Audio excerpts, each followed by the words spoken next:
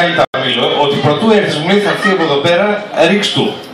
Κοιτάξτε παιδιά, είχα κάθε καλή διάθεση να το ρίξω, αλλά μου εξομολογήθηκε ότι το αγαπημένο του συγκρότημα είναι η ACDC. Με κέρδισε λίγο, πρέπει να σας πω την αλήθεια. Να το κάνω τεστάκι, τώρα παίρνουν 4 άλμπομ που είναι ACDC.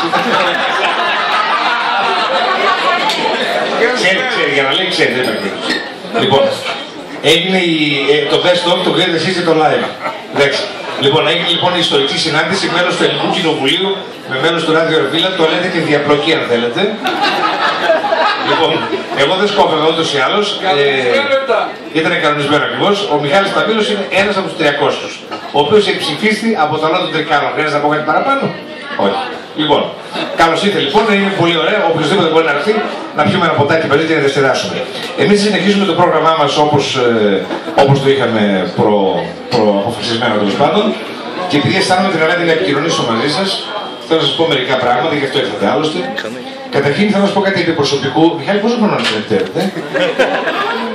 56. Λοιπόν, εγώ το να ζήσει δηλαδή.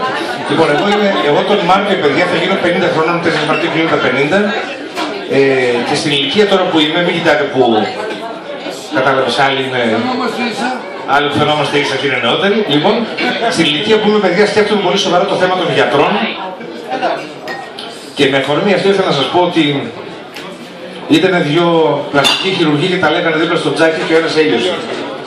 Ήταν πλαστικοί χειρουργοί, κατάλαβα αυτά κοντά στο τζάκι και ο ένας έλειωσε.